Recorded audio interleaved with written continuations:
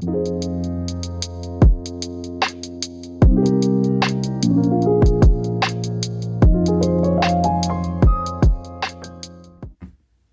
weeks in the life of a YouTube creator can seem like an eternity.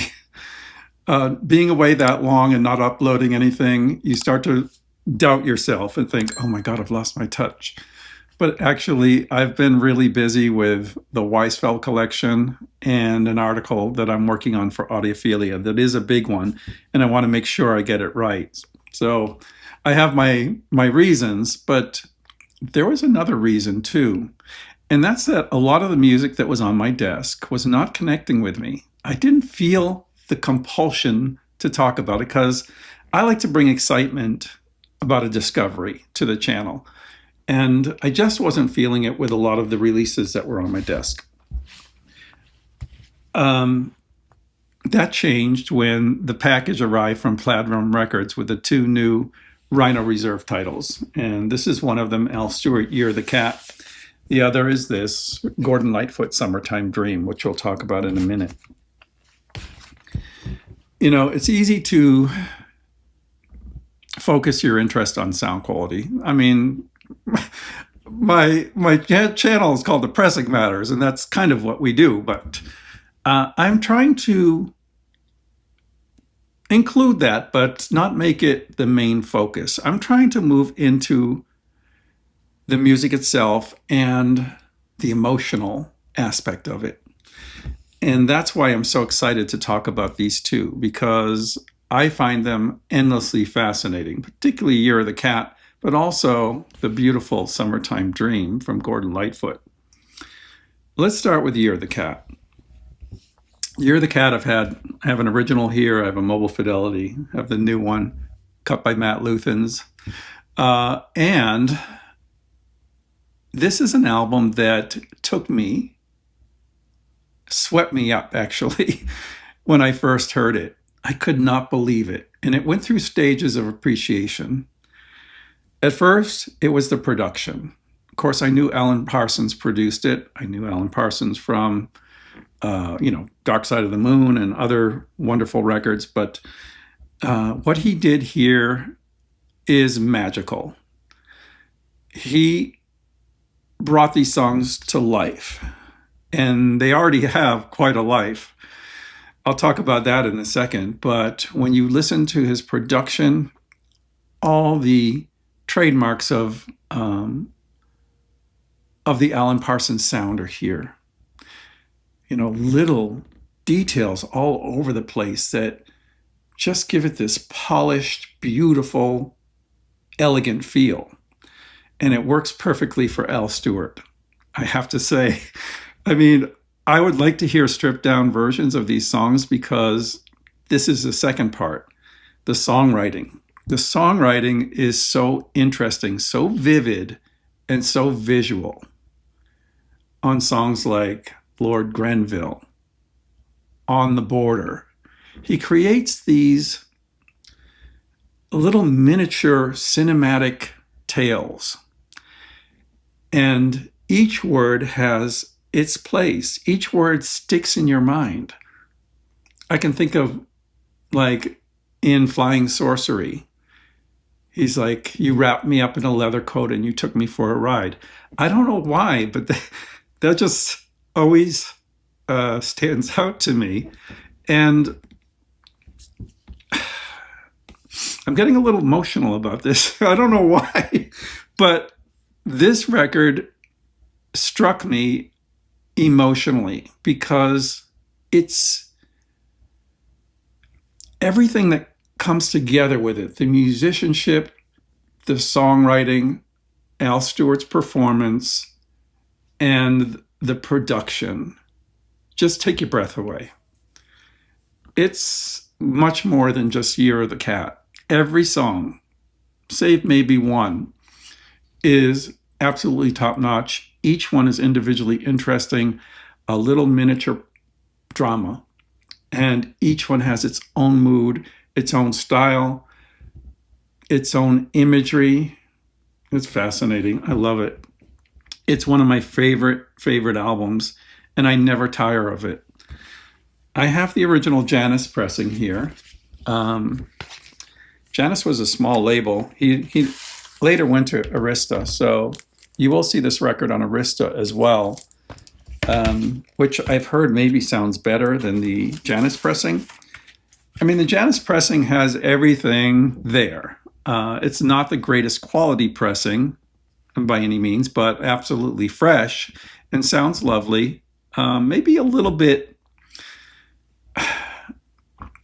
The treble is a little accentuated on this, and you can't turn it up very loud on this original. You know, when you do that, it starts to get a little aggressive, and that's my only comment about this original Janis pressing. It says AZ in the dead wax, which is Alan Zentz. I don't know if he's the mastering engineer or if it's the mastering house, but for whatever reason, this is beautiful, of course, but it does have that quality where you can't turn it up and really blast it without it sounding aggressive and a little harsh in the highs. Otherwise, it's lovely. The mid-band is beautiful. The bass is great.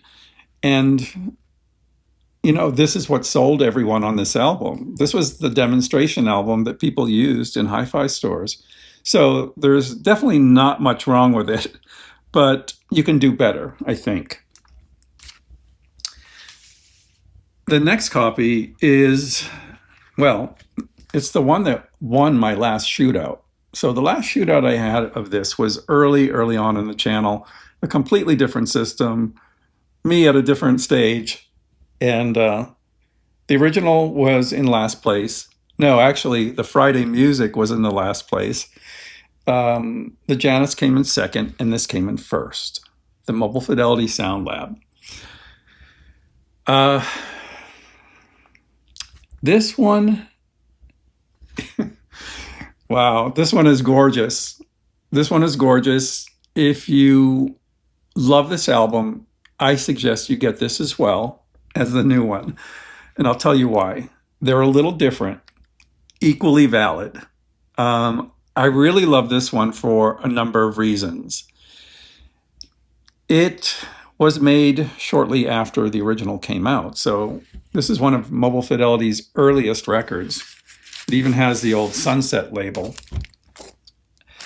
There's two versions of it.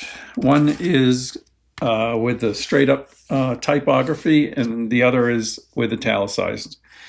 I think they're different. I don't know that much about the difference, but I'm going to hear it. But no matter, there's a quality to this original master recording. It's one of Stan Ricker's best. Still, it gives a little bit of lift to the treble. So it's extremely clear and detailed. You hear right into the mix. You hear everything perfectly. You hear tambourines and things up there have a little bit too much emphasis, I think. They don't sound completely natural. It's a scintillating, interesting listen, though. I mean, I've always loved it. It has wonderful balance. It has wonderful bass and mid-band clarity. So, and of course, quiet vinyl. It's on JVC Super Vinyl. It's a beautiful pressing. And I would never part with the Mobile Fidelity Sound Lab pressing. It has a magic about it that's pretty impressive. It definitely improves upon the original pressing, and you can turn it up without it falling apart as well. That leads me to this new one. The new Rhino Reserve is cut by Matt Luthans at the Mastering Lab on his tube equipment, pressed at Fidelity. I gotta say something about Fidelity. Both of these records, and this sounds a little nerdy, I guess, but holding them in your hands, you can feel the quality. It took me right back to all the evaluations I've done over the years of RCA Living Stereo Indianapolis pressings. Many times you'll hear me say, I can tell this is an Indianapolis pressing just by the feel. It has a manufactured feel that just feels elegant. The edge is rounded, the weight is perfect, everything seems like the most impressive record you could ever receive. And the Fidelity pressings have that same feeling, same finishing. They're really wonderful. They're so quiet, right out of the sleeve, centered. I think they're doing a great job over there. I'm like, have no reservation ever about buying a Rhino Reserve because I know they're pressed at Fidelity and I know they're going to be great. Well, this is the Rhino Reserve. Jacket looks good. It's a direct-to-board jacket, but a gatefold, and that's exactly what we expect from this series, at the very, very reasonable price of $32 for an audiophile quality pressing. So what did I hear here? I unfortunately caught a few early reviews. And, some people were saying, there's a tape drop out here, it doesn't sound fresh. Let me tell you, I listened for that. I didn't hear it, honestly. Maybe I need to find out exactly where this supposedly occurs, but no matter. What Matt Luthans has done here is give this record a more natural feel than the other two. The mobile fidelity is gorgeous, just like the George Benson record, that there's a mobile fidelity and a Matt Luthans cut. They're different, just like Joan Baez, where there's, both cuts. The earlier cuts tend to be a little tight and the highs are not as refined.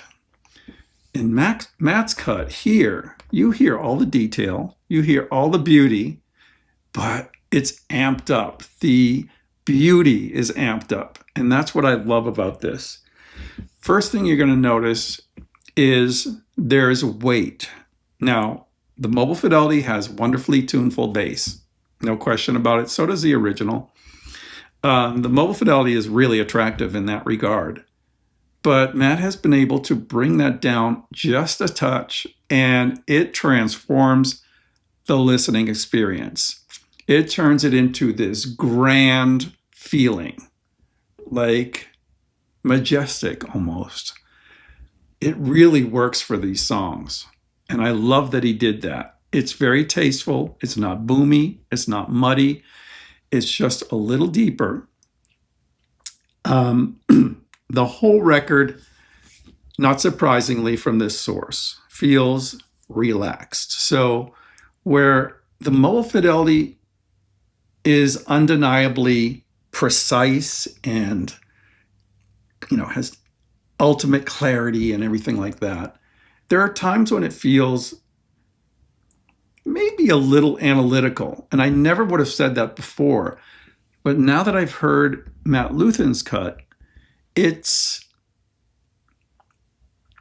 emotionally involving. Honestly, that's exactly what I was looking for in all these. I appreciated all of them. The mobile fidelity I can appreciate so much, and I'm always going to keep it. But the one that gave me goosebumps, the one that brought tears to my eyes was this one. Why? I don't know. I don't know what it is. If it's that extra weight and majesty about it, if it's the reduction of the high frequency hash, whatever it is, I came away from this record with just a huge appreciation for everyone involved. Not only Matt Luthans, Fidelity, Al Stewart, Alan Parsons. The achievement is incredible. This is probably the most famous and most accomplished Al Stewart album. There's other great ones, of course, Time Passages, Modern Times, but this one is where it all came together. And I can't think of a better way to experience it. Now, I'm going to keep both of these, the Mobile Fidelity and this, because they do offer two sides of the coin. But for emotional involvement and a relaxed feeling of ease when listening to this can't be beat. This is really good. And whatever people were saying about, oh, the tape is old and not, you don't hear it. You really don't hear it. The Mobile Fidelity probably has an edge in a little bit of freshness because it's 50 years earlier, almost, naturally. But the tape seems to be in fine condition to me. So I think while these reports are scattered, I think most people are not even going to notice this thing. And this is a beautiful, beautiful edition of this record. Highly recommended, especially for any price, but for $32, it's incredible. Now this. So 2 copies of Gordon Lightfoot Summertime Dream. This is the famous one that has the wreck of the Edmund Fitzgerald.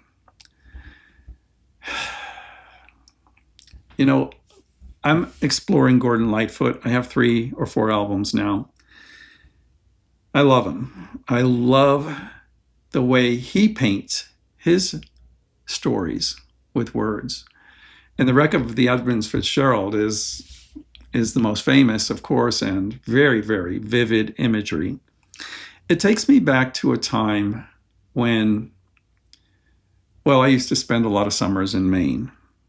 And I used to go into this shop in Kennebunk. It was an artist, an old landscape artist. His paintings were all over ships, seas, mist, and everything.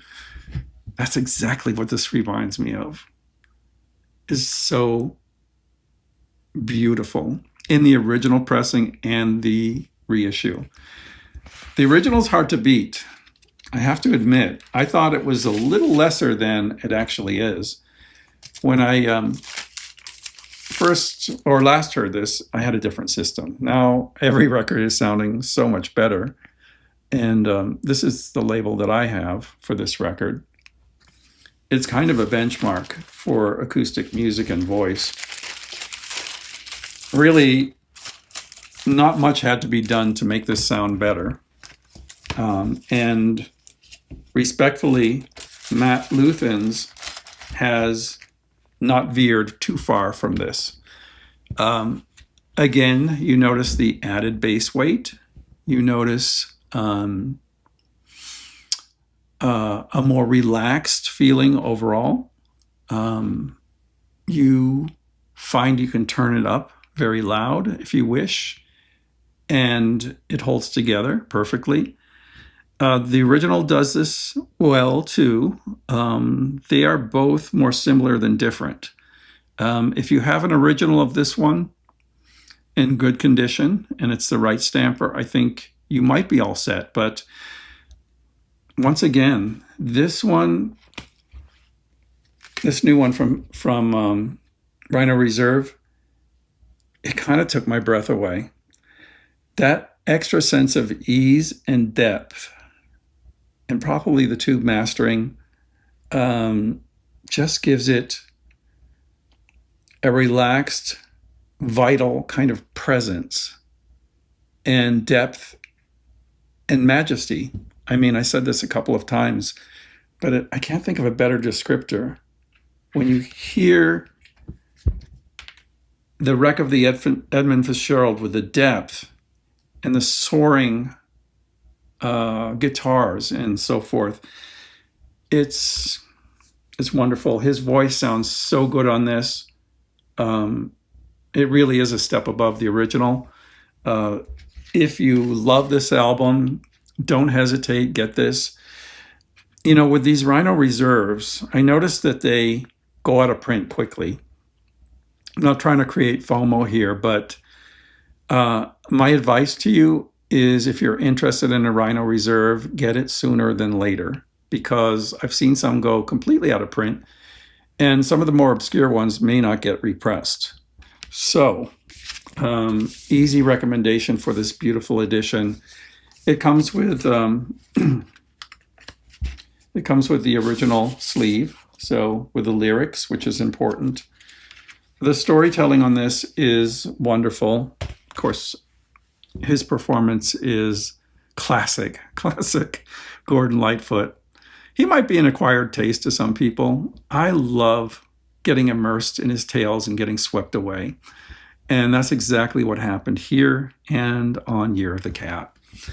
2 wonderful reissues. Thank you so much to Rhino Reserve for employing Matt Luthans for these cuts. I mean, this series, in my mind, has it all over Rhino High Fidelity. A lower price, original looking jackets and so forth, mastering which is more to my taste, and title selection that's very, very interesting. Let me know what you think about these 2 new reissues from Rhino Reserve. And until next time, I'm Scott for The Pressing Matters. Thank you so much for watching, and have a great day.